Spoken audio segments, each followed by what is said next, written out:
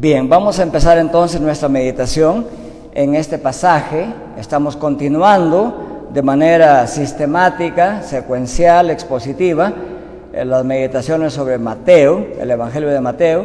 Nos toca hoy los versículos 19 al 34 del capítulo 6 de Mateo.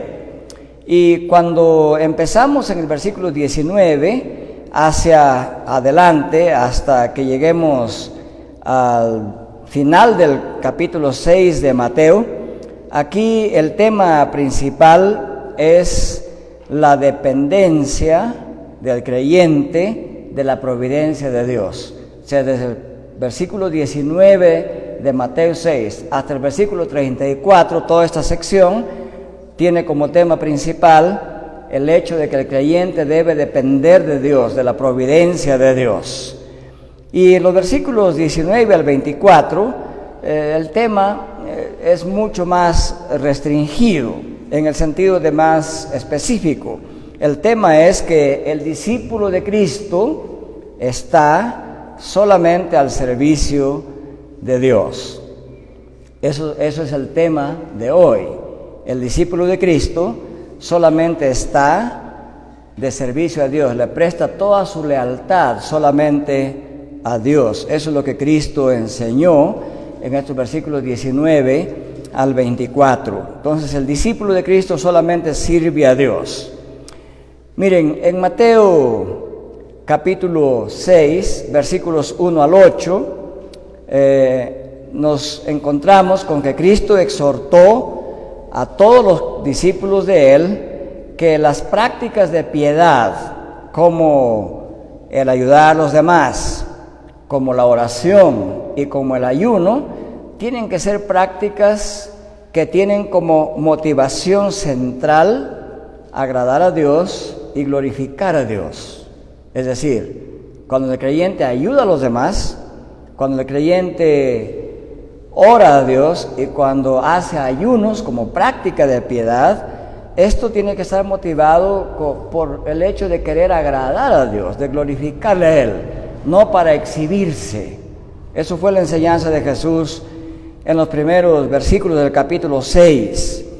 Y ahora en los capítulos 19 al 24, en los versículos 19 al 24 de Mateo 6, el Señor Jesucristo enseña al discípulo a adoptar un modelo de vida, un modelo de pensar, un modelo de hacer cosas, también pensando en Dios y en la eternidad de nuestra vida. ¿Por qué enseñó Jesús esto? Porque lo natural, lo normal, entre comillas normal, en una sociedad caída, digamos en una humanidad caída, afectada por el pecado, lo natural es que tengamos muchos afanes de acumular muchas cosas en esta vida, especialmente riquezas. Claro que algunos dirán, pero este mensaje de Cristo para un país pobre parece irrelevante, ¿verdad? Pero Él no se está dirigiendo a la pobreza como hecho material solamente, sino que se está dirigiendo a la pobreza como un afán psicológico, como un afán de la vida, en términos más, digamos, espirituales, digamos, como un afán del corazón humano. Porque aún la persona que es materialmente pobre puede abrigar deseos intensos de querer ser muy rico, ¿verdad? O sea que la riqueza y la pobreza no son solamente hechos materiales, son también hechos del pensamiento, hechos de nuestra psicología, de la manera como pensamos de la vida actual y futura. Entonces, las personas que solamente piensan en la vida sobre la tierra y nada más, es decir, quienes piensan que de esta vida no hay otra y que no hay vida eterna, toda su vida, todo su pensamiento y sus acciones van a estar dirigidas, como se dice en nuestro Perú, a gozar de esta vida. Y hay un dicho popular que es bastante anticristiano en el Perú. Dice, goza esta vida porque después de esta no hay otra, ¿verdad? e incluso varias personas que dicen que son cristianos viven según este principio. Es un refrán que finalmente se ha hecho un principio de vida. Y mucho más. Hoy el afán de la riqueza es un afán mundial. Es un afán que a mucha gente lleva incluso al suicidio, después de intentar una y otra forma de hacerse ricos rápidamente. Muchos de ellos van al suicidio y otros van a la cárcel, porque han hecho de los medios ilícitos, como el narcotráfico y diferentes tipos de tráfico prohibido, han hecho un medio de enriquecimiento, y entonces gozan de la riqueza unos años, unos meses, y luego terminan en la cárcel. Otros terminan en el suicidio, otros terminan en la riqueza. Entonces, es un tema que en realidad debemos pensarlo todo, como todos los seres humanos. Es un tema que hay que pensarlo, y Jesucristo no lo dejó de lado. Entonces, Jesucristo en estos versículos 19 al 24 de Mateo 6 nos enseña tres cosas. En primer lugar, nos enseña que por más que acumulemos recursos, ya sea en ropa, en dinero, en cosas o en propiedades, estos no van a durar para siempre. Es más, su vida en esta tierra, tal como es el día de hoy, no va a durar para siempre.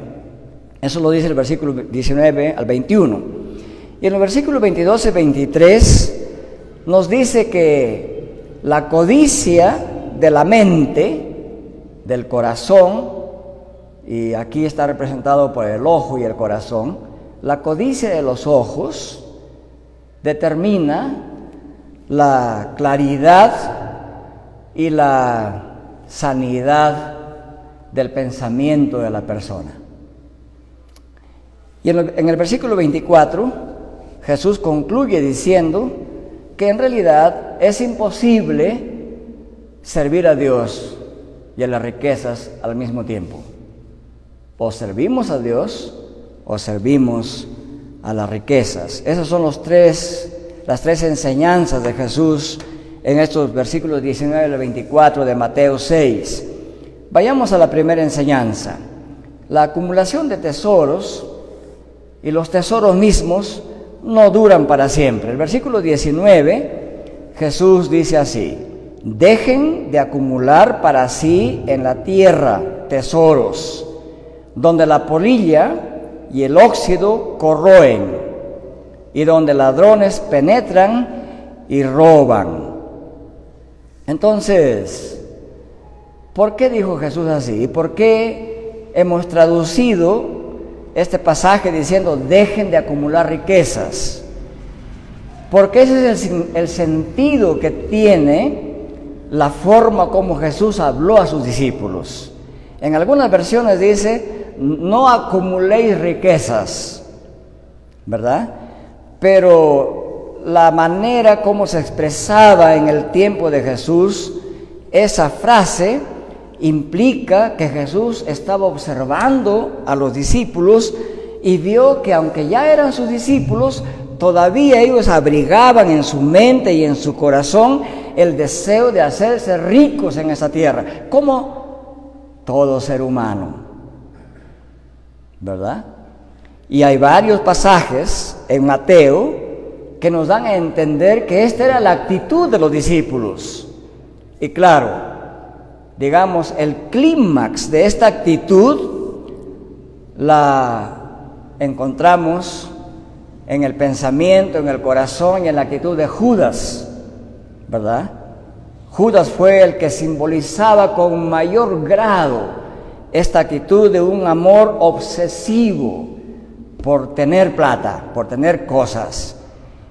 Y eso se muestra cuando él se acercó a las autoridades sacerdotales y les dijo así: ¿qué me queréis dar? Y yo os lo entrego a Jesús en sus manos. Y ellos le asignaron 30 piezas de plata.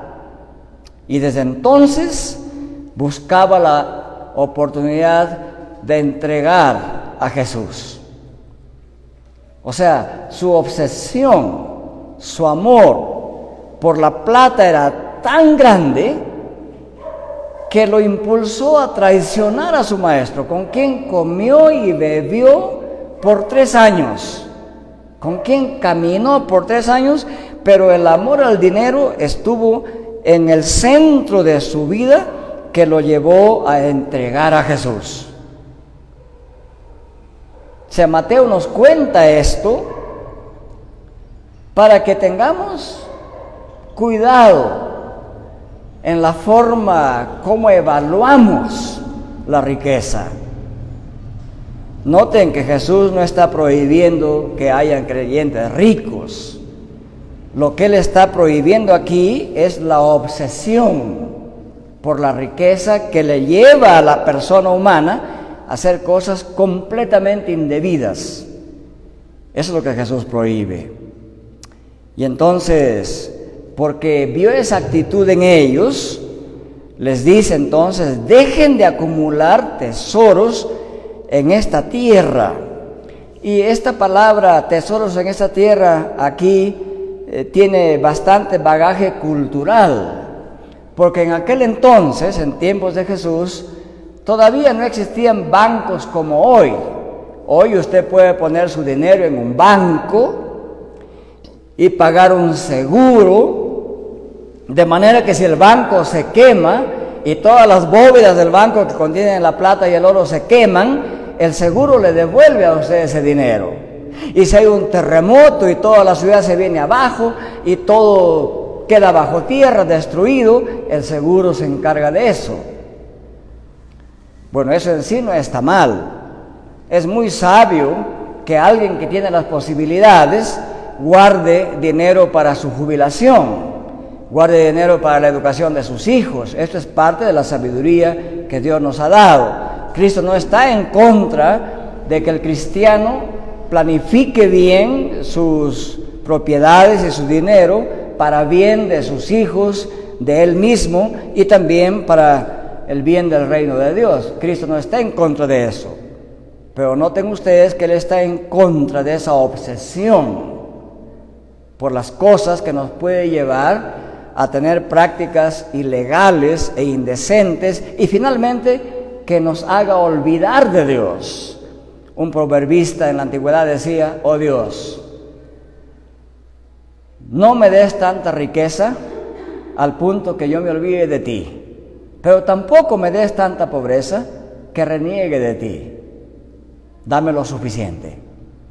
Y por supuesto lo suficiente es diferente para cada persona humana.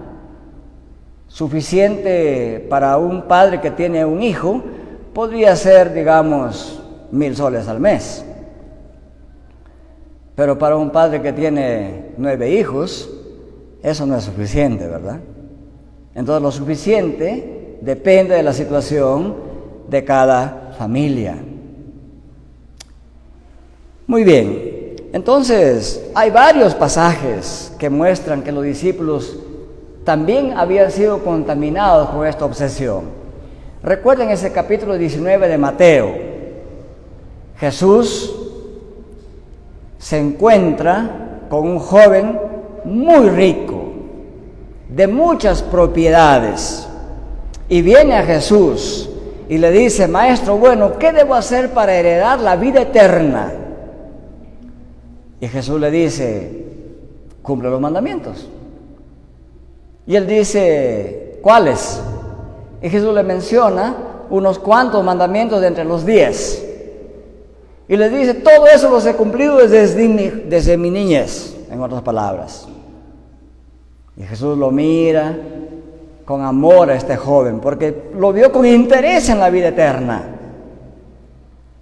Y entonces le dice: ya, te falta uno solo, nada más, uno solo. ¿Cuál?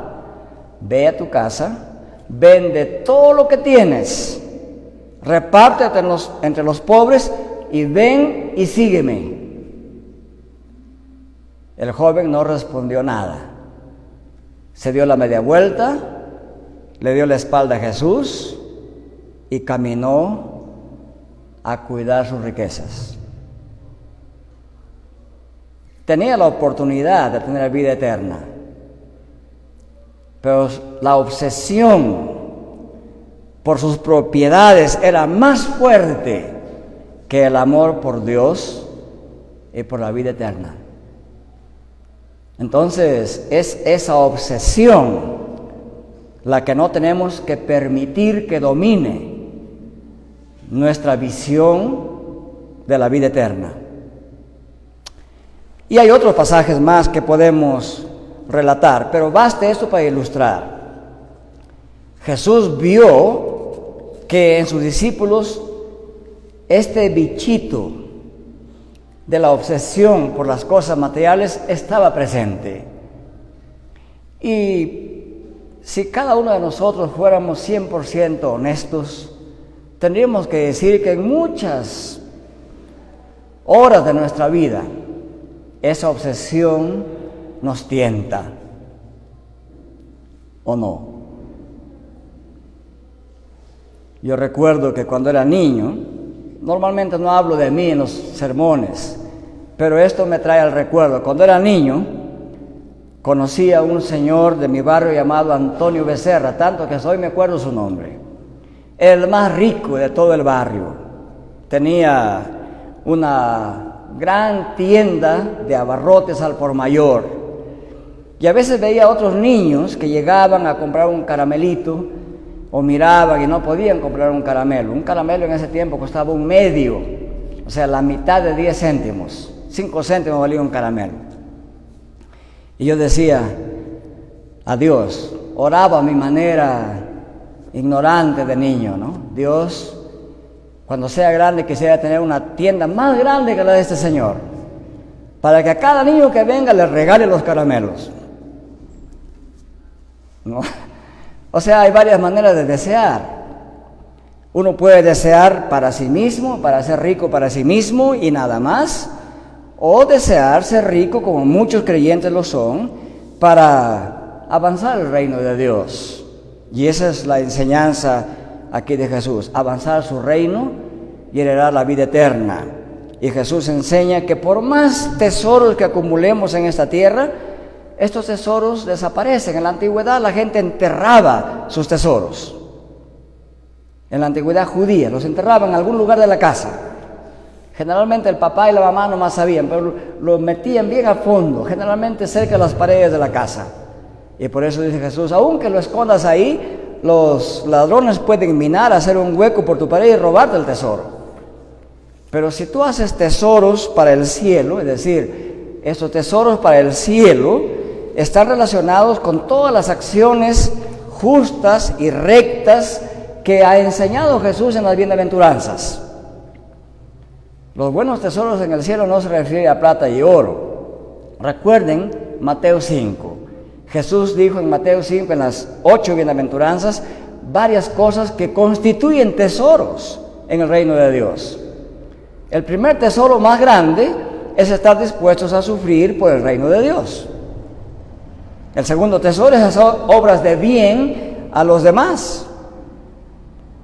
Ayunar, orar, ayudar a los demás son buenos tesoros que van a durar para siempre. Por eso Jesús dice, acumulen tesoros en el cielo, donde la polilla y el óxido no los pueden destruir y donde el ladrón no puede entrar. Ningún ladrón tendrá vida eterna. No habrá en el cielo ni diablo ni ladrón, ¿verdad?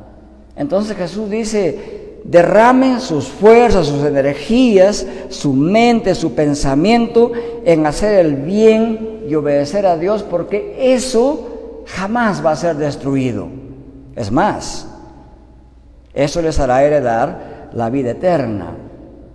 Pedro estaba bien preocupado cuando vio que este joven dio las espaldas a Cristo y no tuvo la vida eterna.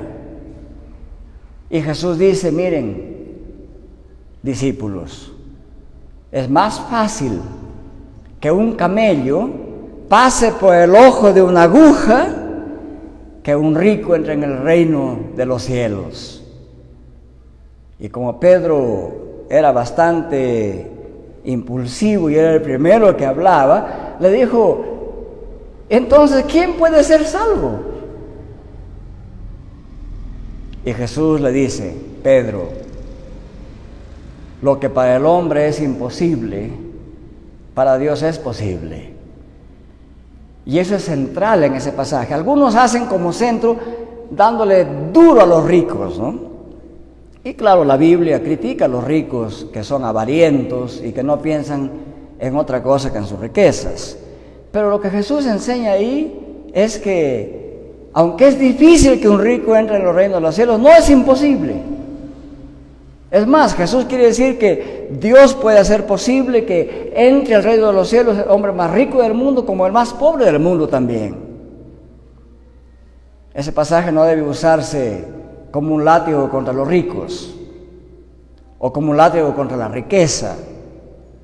Ese pasaje debe usarse para enseñar esto: sea usted pobre o sea rico, viva usted obsesionado por las riquezas, para Dios no es imposible hacerlo cambiar de pensamiento, usar sus riquezas para bien y heredar la vida eterna.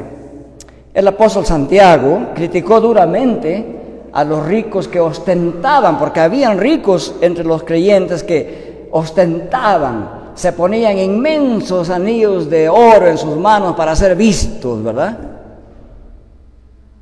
Y a veces hay que ser cuidadosos con las joyas.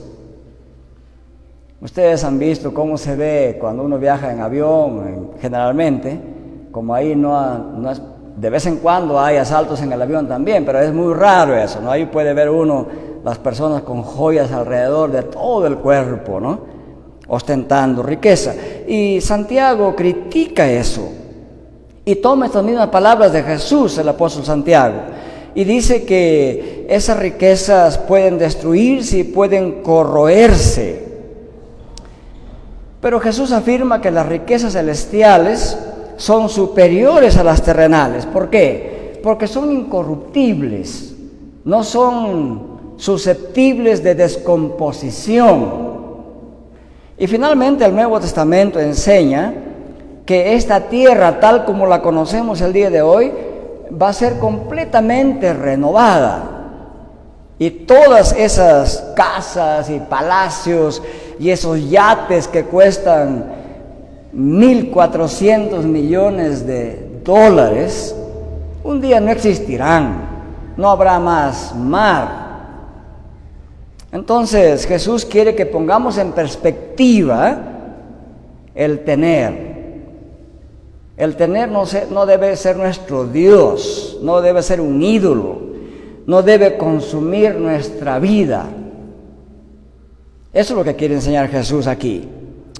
Y entonces el apóstol San Pedro afirma así, dice que la herencia de la salvación que le costó a Cristo su sangre es una herencia incorruptible, es incontaminable, es inmarcesible y está reservada en los cielos a los verdaderos creyentes, dice Pedro en el capítulo 1, versículo 4 de su primera carta. Entonces, Jesús, entre otras razones, da una razón central por qué no debemos vivir obsesionados por tener cosas. Y la razón es esta, en el versículo 21. Porque donde esté tu tesoro, allí estará también vuestro corazón. Debo tener cuidado en hablar sobre esto porque nuestro país es un país en general pobre y la mayor parte de la población peruana es pobre. Saben ustedes que hay un poquito más de 10 millones de compatriotas viviendo en la extrema pobreza. Esto quiere decir que su ingreso mensual no pasa los 120 soles. En general, en números redondos, eso es ser extremadamente pobre en el Perú, que no tiene 120 soles al mes. Y hay la tercera parte del país vive así. Eso tampoco es bueno. Significa que vivimos en un país con unas estructuras sociales, políticas, jurídicas y económicas bien injustas. Si usted tiene una pequeña tiendita y lo pillan no dando recibos o no dando boletas y alguien lo denuncia, al siguiente día la SUNAT está ahí para embargarle y cerrarle su negocio, ¿no? Las grandes compañías que deben millones de dólares al país, aparentemente no les pasa nada todavía, ¿no? Algunas de ellas ya pagaron parte de sus impuestos por miedo al presidente Castillo cuando recién entró, ¿verdad? Pero en general hay empresas grandes con deudas millonarias que pasan la vida bien todavía. Entonces debo tener cuidado en hablar sobre este tema. Sin embargo, Jesús trata este tema. Y Jesús lo trata en términos éticos y en términos espirituales y en términos de la vida eterna. Y dice, donde esté tu tesoro, ahí estará también tu corazón. Aquí el corazón es una metáfora que se refiere al centro de la atención y de la intención del ser humano. No se refiere al órgano biológico y físico, ¿verdad? Se refiere a que si uno vive obsesionado por la riqueza y las propiedades, ahí vamos a centrar nuestro pensamiento. Recuerdo que cuando tenía unos 14 años, empezaba a acercarme a una iglesia evangélica en la ciudad de Jaén. Y había un hermano que trabajaba conmigo en trasplantar arroz, en las chacras, metidos en el barro todo el día. Y su familiar tenía una tienda, y él era creyente, su familiar. Y me contaba sus luchas de cerrar el día domingo su tienda para ir a adorar a Dios en la congregación. Era una lucha. Y la lucha era fuerte. ¿Por qué? Porque cada domingo venía gente de diferentes caseríos de la parte alta y hacían sus compras el día domingo para llevar para toda la semana. Entonces era la oportunidad donde alguien podía vender lo máximo posible durante la semana. Y para esta familia cerrar su tienda era una lucha. Y por varios meses no cerraban su tienda. Vendían el domingo y no iban a la adoración. Pero cuando escucharon este mensaje de Cristo, ellos dijeron, bueno, vamos a cerrar nuestra tienda a ver qué pasa. Y la cerraron los domingos. Y me contaba este señor que nunca Dios lo dejó en la pobreza. Había gente que venía otros días de la semana, gente del barrio, gente que venía de vez en cuando de la parte alta, y él no ganaba menos que los demás. Entonces, no solamente Cristo enseña esto como algo imposible, es algo que es posible practicar. Uno tiene que poner en la balanza los 10 soles que voy a ganar extra este domingo, ¿valen más que la vida eterna? Eso es como Cristo quiere que pensemos. ¿Puede esos 10 soles tener más valor en esta vida? Porque me añade casi 3 kilos de arroz a la canasta familiar, ¿verdad? Pero eso comparado con la vida eterna, para Cristo, no tiene valor. Es más, y eso lo digo con experiencia personal y propia, nadie se muere no comiendo 3 días, ¿verdad? Seguramente aquí también hay varios de ustedes que, como quienes habla, sabe que es pasar hambre un día y trabajando. No pasar hambre revolcándose en la cama, sino pasar hambre trabajando. Y no trabajando vendiendo alguna cosa sentado todo el día, sino trabajando en la chacra, con pico, palana, machete, calabozo, ¿no? Trabajar así sin almuerzo varios días es complicado. Pero hay peruanos que viven así todavía. Entonces, Cristo entiende eso. Y Cristo no quiere que sus discípulos sean extremadamente pobres. Lo que Cristo quiere es que sus discípulos centren su pensamiento en Dios y en la eternidad, y que los recursos que tengan los pongamos al servicio de Dios. Esa es la enseñanza de Cristo. Y algunos dicen, bueno, yo voy a hacer grandes obras como rico, para que cuando yo muera me pongan una gran estatua en la plaza de armas o en el centro del barrio, o que una calle lleve mi nombre. Y eso es posible en este mundo. En un mundo caído, siempre estamos alabando a los que han hecho grandes obras y ponemos sus nombres, ¿no? En las calles o en las plazas hay una estatua. Bueno sería que esa estatua la pongan cuando él pueda verla todavía. Pero ¿saben qué?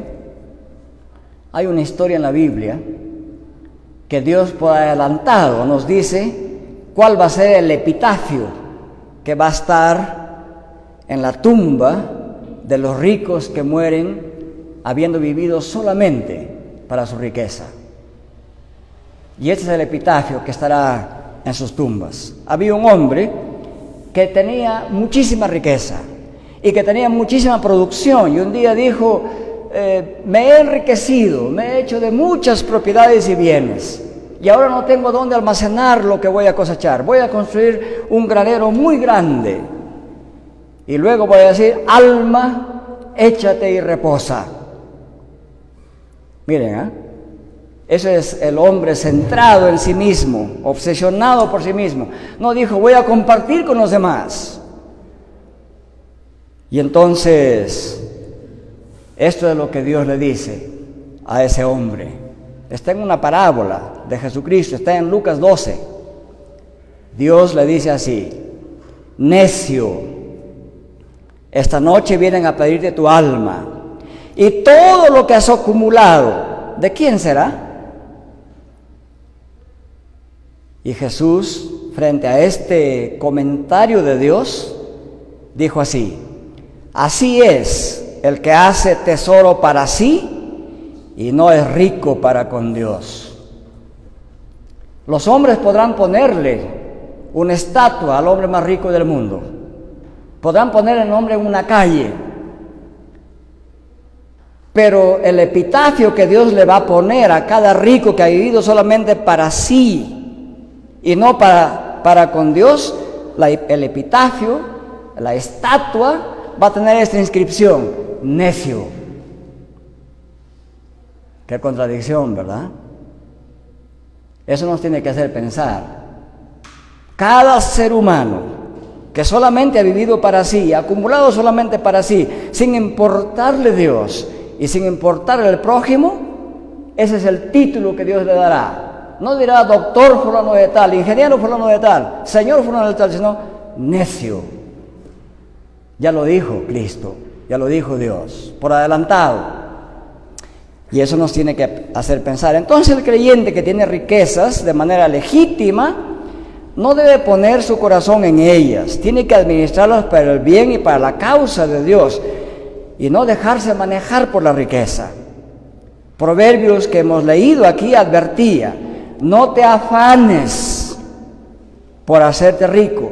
Miren que no dice, jamás te hagas rico, no dice el texto, no te afanes, no te obsesiones por hacerte rico, sé prudente y desiste de ese afán. Has de poner tus ojos en las riquezas, siendo que las riquezas son ningunas, o sea, para Dios, que ha hecho todo lo que hay. Él ha hecho el diamante, las piedras preciosas, el oro, la plata. Para Él eso no es nada. En conclusión, entonces, estos versículos 19 al 21, ahí Jesús ordena a sus discípulos que dediquen sus vidas a las obras de justicia, y a través de las obras de justicia acumularán tesoros en el cielo, en lugar de obsesionarse por riquezas que son transitorias, que no van a durar para toda su vida. Es más, si solamente usted construye un imperio de riqueza para sí mismo, olvidándose completamente de Dios y de los demás, ya sabe cuál es su título delante de Dios: necio. Ese es el título que llevarán.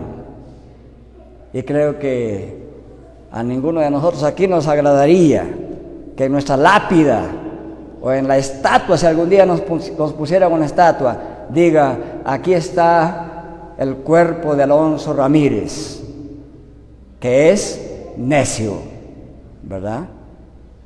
Pero así es lo que Dios nos dice, para hacernos pensar que hay que centrar nuestra vida, nuestra persona, nuestro pensamiento en Él y en el prójimo. En segundo lugar, en los versículos 22 y 23, hay que traducirlo de la siguiente manera para que quede claro. En la comunicación original, esto es lo que quería decir. La luz del cuerpo es el ojo. Esto dice en alguna versión la lámpara, pero literalmente la luz del cuerpo es el ojo. Así que si tu ojo es generoso, alguna traducción dice ojo bueno, pero la idea es generoso, todo tu ser estará lleno de luz. Pero si tu ojo es codicioso o obsesionado, todo tu ser estará lleno de tinieblas. Por tanto, si el propio órgano que debe traeros la luz es la fuente de tinieblas dentro de ustedes, cuán grandes son vuestras tinieblas. Creo que ahí queda claro el verso, ¿verdad? Entonces, esta es una pequeña parábola, es una parábola muy corta. Aquí el ojo y el cuerpo, digamos, esta parábola ilustra que el ojo es el vehículo que transporta luz al ser humano. Si ustedes se tapan los dos ojos con un trapo bien negro, no ven nada, ¿verdad? Porque el ojo es el vehículo a través del cual entra la luz para que el ser humano pueda ver. Esa es la idea central de esta parábola. Así es que Jesús esto lo aplica a la realidad. Si el ojo de un ser humano es un ojo obsesionado por la riqueza, un ojo codicioso, en otras palabras, todo el cuerpo va a ser éticamente y espiritualmente tinieblas. Esa es la idea. Entonces, por el contrario, Jesús aconseja que el que tiene un ojo sano o generoso, su cuerpo está lleno del conocimiento de Dios, de luz. Está lleno de acciones de justicia, está lleno de pensamientos buenos, porque transmite hacia el cuerpo ideas buenas acerca de Dios.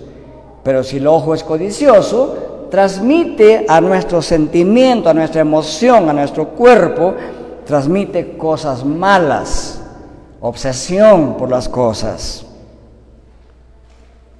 Entonces, aquí esta tiniebla, esta oscuridad tiene un sentido espiritual, ético.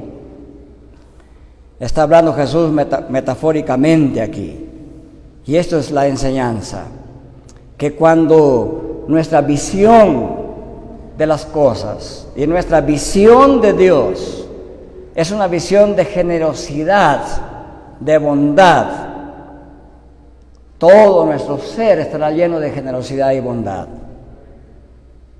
Pero si nuestra visión es de avaricia y de codicia, todo nuestro ser estará invadido por la maldad. Esa es la enseñanza de Jesús en estos versículos 21 al 23. Y finalmente en el versículo 24, Jesús declara que solo es posible servir al único Dios de toda providencia y no a otro Dios que no sea el Dios de la providencia. Lo dice así: es imposible que alguien sea esclavo de dos amos. Otra vez lo estoy traduciendo en el sentido original que Cristo quiso comunicar. Es imposible que alguien sea esclavo de dos amos o siervo de dos amos, porque una persona o descuidará a un amo y preferirá al otro, o prestará atención a uno y despreciará o descuidará al otro. No puede ser esclavo de Dios y de las riquezas al mismo tiempo. En la antigüedad bíblica era muy inusual, muy excepcional que una persona sea esclavo de dos señores. De vez en cuando sucedía eso. Sucedía eso cuando, por ejemplo, yo era esclavo de dos hermanos muy ricos. Sucedía de vez en cuando, pero no era usual, ¿verdad? En la actualidad uno puede decir, bueno, yo puedo ser empleado de dos empresas. Sí, claro, hay muchos casos de eso. Pero obviamente no puede servir con la misma intensidad y eficiencia a ambas empresas. Eso se ve claramente, especialmente los que trabajan para el Estado. Sabemos que hay abogados, médicos, contadores y diferentes clases de profesionales que trabajan para el Estado.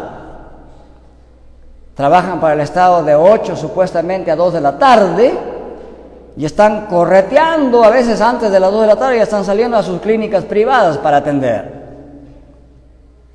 En otras palabras, sirven al Estado y a su propia empresa privada, pero le roban horas al Estado para su beneficio de la empresa privada.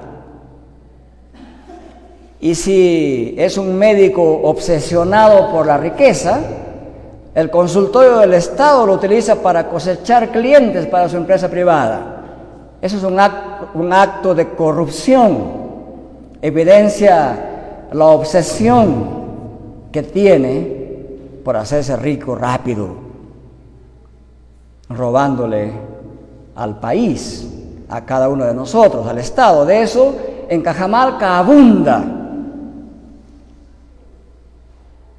Y la Fiscalía de la Nación lo sabe, los fiscales provinciales lo saben, los jueces también lo saben. Pero como la corrupción en el Perú es la norma de vida general, lamentablemente, no pasa nada. Esos casos se han denunciado varias veces, ¿verdad? Y sucede así a nivel de toda profesión. Probablemente en la profesión médica eso se ve más rápido porque la enfermedad agobia a la gente, pero eso pasa también en casi todas las oficinas del Estado peruano, ¿verdad? Entonces, Jesús nos dice que cuando uno intenta servir a dos amos, siempre va a terminar en esto: a uno le va a servir mejor y al otro no. Esa es la enseñanza básica aquí. Y lo mismo cuando uno lo traslada esto al servicio de Dios, dice Jesús: miren, es imposible servir a Dios, agradarle a Dios, glorificarle a Dios y al mismo tiempo servirle a las riquezas, vivir para las riquezas, agradarle a las riquezas, glorificar las riquezas. No puedes. Esto implica que el discipulado hacia Cristo exige nuestra lealtad total. Yo sé que esto nos suena bastante difícil, ¿verdad? Uno se pregunta, ¿qué? ¿Significa que todo mi amor le debo dar a Dios? ¿Significa que debo poner a disposición de Dios lo que tengo? Mi vida, mis cosas que tanto me han costado. Y la respuesta de Cristo es sí, claro, eso es lo que significa. Pero ¿sabe qué? A uno le puede parecer eso muy sacrificial, le puede parecer muy difícil si es que no cuenta con la ayuda de Dios. Pero cuando uno vive una vida dependiente de Dios y ha crecido por 40, 50 años de su vida, sabiendo que Dios nunca lo ha desamparado, uno se da cuenta que esto es completamente posible estando Dios dentro de nosotros.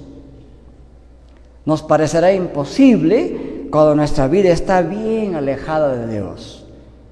Mientras más alejado de Dios vivamos, más imposible nos parecerá esto. Mientras más en comunión vivamos con Dios, esto ya no parece imposible. Pero Jesús lo quiso poner en términos fuertes para hacernos pensar. Y lo dijo a sus propios discípulos.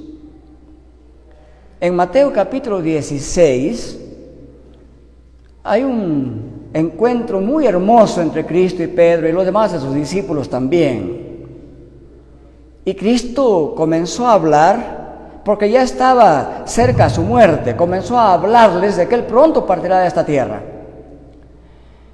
Y les comenzó a repetir esta propia idea de Mateo 6, 19 al 24, de que el creyente debe valorar más su alma, su vida eterna, que su vida material, o su amor por las cosas materiales. Y que la lealtad a Cristo es la lealtad que más vale. Le dijo así: si alguno quiere venir en pos de mí, en otras palabras, si alguno quiere ser mi discípulo, niéguese a sí mismo. Esa es la primera condición. Niéguese a sí mismo. Y luego tome su cruz. Y luego sígame. 3 cosas nomás nos pide, nada más.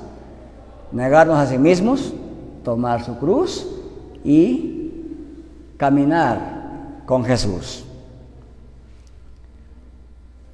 Y aquí añadió la razón, y esta es la parte que nos anima en realidad, porque la primera parte puede parecer y sonar deprimente, ¿verdad? Oiga, ¿cómo puedo hacer eso? ¿Cómo puedo negarme a mí mismo? ¿Cómo puedo tomar la pesada cruz de Cristo y seguirle a Él? Y Él dice así: porque todo el que quiera salvar su vida, la perderá. Y todo el que pierda su vida por causa de mí, la encontrará. ¿Por qué? ¿Qué aprovecha al ser humano si ganare todo el mundo? Si todo el mundo fuera suyo, pero perdiere su alma. ¿O qué recompensa dará el hombre por su alma? Porque el Hijo del Hombre vendrá en la gloria de su Padre con sus ángeles, y entonces pagará a cada uno conforme a sus obras. Es decir, todo sacrificio que hagamos por Cristo, todo sacrificio que hagamos en esa tierra por agradar a Dios, por glorificar a Dios, Cristo nos dice, pagará a Dios. Cristo mismo viene en su gloria y pagará a cada uno conforme a sus obras. Obras de justicia hiciste, Cristo dirá, dice Mateo 25, venid a mí, benditos de mi Padre, porque tuve hambre y me dices de comer. En otras palabras, porque hiciste las obras de justicia que yo te mandé que hicieras. Bienvenidos a la vida eterna, al gozo eterno, a la salud eterna y a la riqueza eterna, porque vivir en la presencia de Dios para siempre es el gozo más sublime que un ser humano pueda tener, y eso es lo que Cristo promete. Por lo tanto, Cristo nos dice, miren, sí, hay sacrificio que hacer, pero ¿saben qué? Vale la pena, porque el gozo y la paga serán vida eterna. Entonces,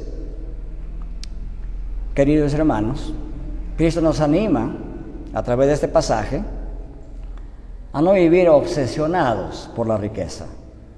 Si alguna obsesión debe haber en nuestra vida, debe ser una obsesión por agradar a Dios, por servirle a Él, por darle a Él toda nuestra lealtad. Y Dios nunca ha pagado mal. Y nunca pagará mal. Cada uno según sus obras. A los que hicieron obras de justicia, gozo y vida eterna. A los que vivieron solamente para sí, condenación eterna. Y no hay más de 2 opciones. Dios quiera que en su gracia y misericordia a cada uno de nosotros nos dé esa fuerza interna de su espíritu para vivir obsesionados por Dios. Obsesionados por hacer el bien a otros, hacer obras de justicia para Él. Que el Señor bendiga su santa y bendita palabra y nos dé esa fuerza que todos la necesitamos para amarle a Él con todo el corazón, con toda la mente y con todas las fuerzas. Amén.